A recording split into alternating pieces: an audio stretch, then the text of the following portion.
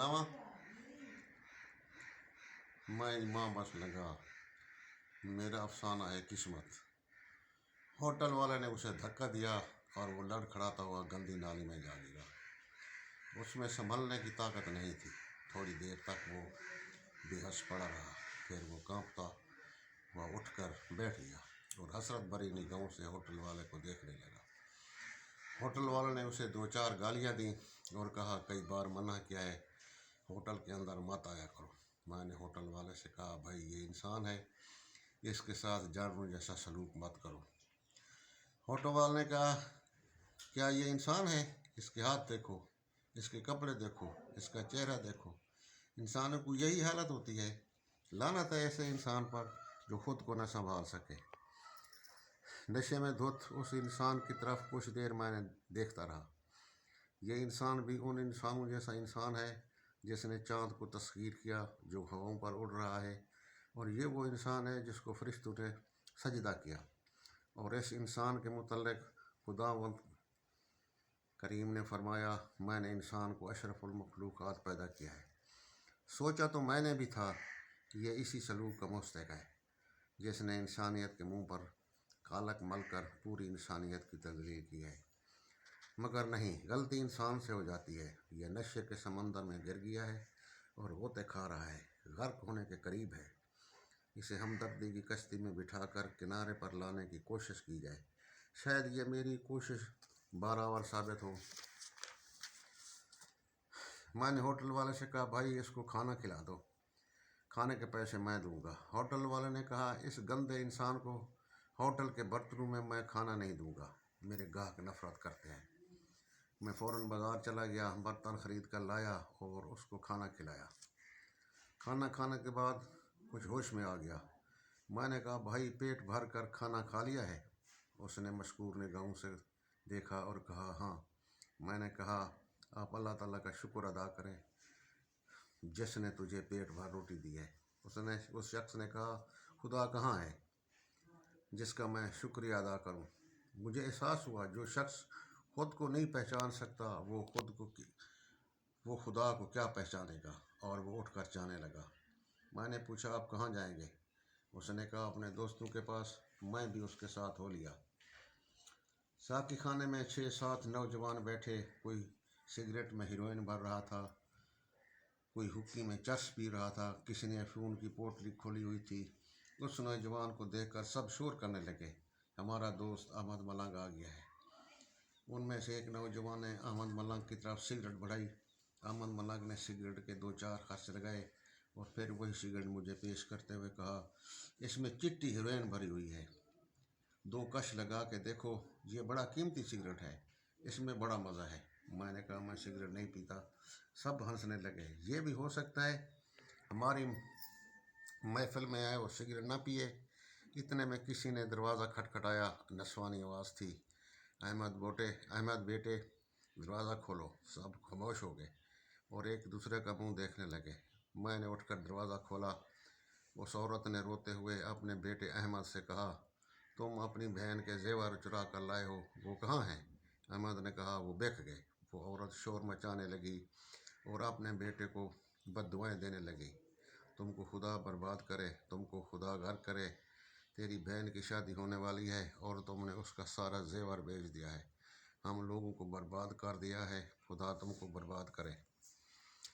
मैंने उस खातून से कहा, बर्बाद तो हो चुका, तेरी बद्दुआएं उसके काम आ चुकी हैं। अहमद की बर्बादी में अब कोई कसर बाकी रह गई है? ये टूट चुके हैं। अब इन्हें किसी बद्दुआ या सज़ा से जोड़ा नहीं जा सकता। वो तमाम लोग भाग गए और वो औरत भी अपने घर चली गई। दूसरे दिन अहमद को तलाश करते करते मैं साकी खाने पहुंचा। देखा तो 3-4 नौजवान नशे में धुत अहमद को लातों घूंसों से मार पीट रहे हैं। मैंने उन लोगों से अहमद को छुड़ाया और पूछा, भाई इसको क्यों मार रहे हो? उन लोगों ने कहा, ये शर्त हार गया है, अब रुपए नहीं देता, हमारा नशा ख़त्म हो चुका है। मैंने कहा, जितने रुपए ये हार चुका है मैं दे देता हूँ, इसको छोड़ दो। अहमद के चेहरे से खून बह रहा था। मैं उसे हस्पताल लाया, मरहम पट्टी कराई और फिर होटल में ले जाकर चाय पिलाई। नीम मदहोश अहमद ने मुझसे पूछा, तुम मेरे पीछे क्यों आते हो और मुझसे हमदर्दी क्यों करते हो? मैंने कहा, तुम मेरे भाई हो। उसने कहा, अहमद ने कहा, मेरा कोई भाई नहीं। मैंने कहा, तुम यकीन कर लो, मैं तेरा भाई हूँ, मुझे तुमसे हमदर्दी है। जो किसी का हमदर्द इंसान हो वो उसका भाई होता है।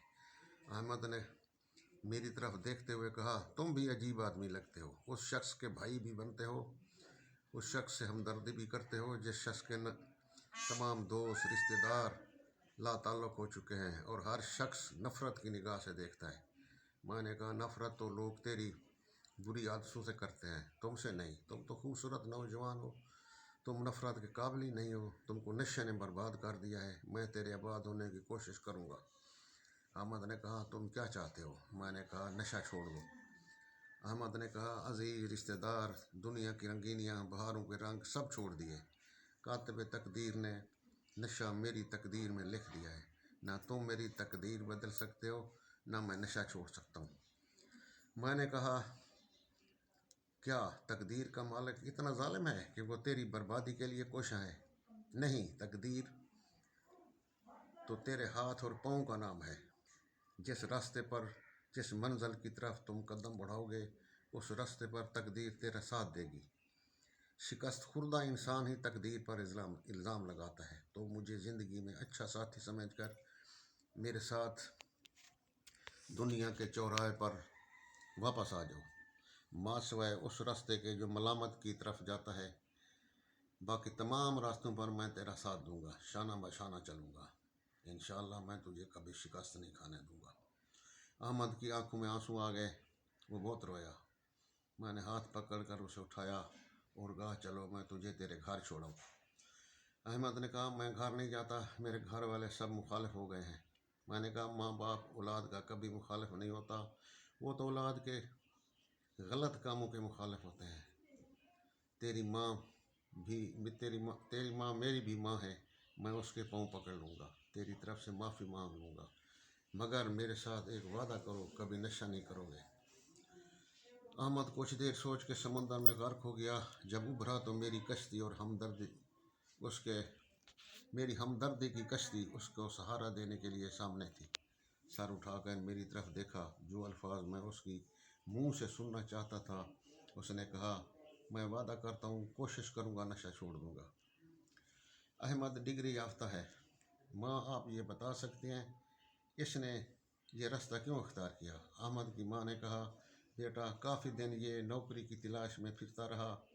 एक दिन गुस्से की हालत में घर आया और हाथ में पकड़ी कागज़ों की फैल को चीर फाड़ दिया और अपने आप ही बड़बड़ाने लगा, मेरा जुर्म यही है, मैं गरीब का बेटा हूँ।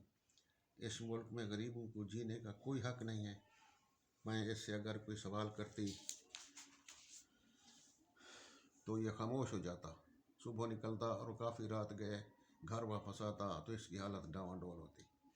मैंने अहमद की माँ से कहा, अहमद ने नशा छोड़ने का मुझसे वादा किया है, आप भी कोशिश करें और मैं भी कोशिश करता हूँ अहमद वादे की जंजीरों को ना तोड़ सके। दरवाजे पर तख्त अवेज़ा थी जिस पर लिखा था, अहमद रज़ा खां, असिस्टेंट मैनेजर। जब उसकी निगाह उस तख्ती पर पड़ी तो वो रुक गया। मैंने कहा, अहमद रज़ा खां, अंदर आओ, असिस्टेंट मैनेजर का चाल संभालो। तो वो खूब हंसा, इतना हंसा कि दफ्तर के तमाम लोग इकट्ठे हो गए। मैंने कहा, भाई ये भी कोई बात है, बेहुदा हंसी लगातार हंसते जा रहे हो। अहमद रज़ा खां ने कहा, कभी मैं अहमद मलंग था, आज अहमद रज़ा खां असिस्टेंट मैनेजर बन गया हूँ। है ना ये बात हंसी की? मैंने कहा, तकदीर तुझे इस दरवाजे तक लाई है जिस पर तेरी किस्मत में लिखा है, अहमद रज़ा खां असिस्टेंट मैनेजर। अफसाना ख़त्म।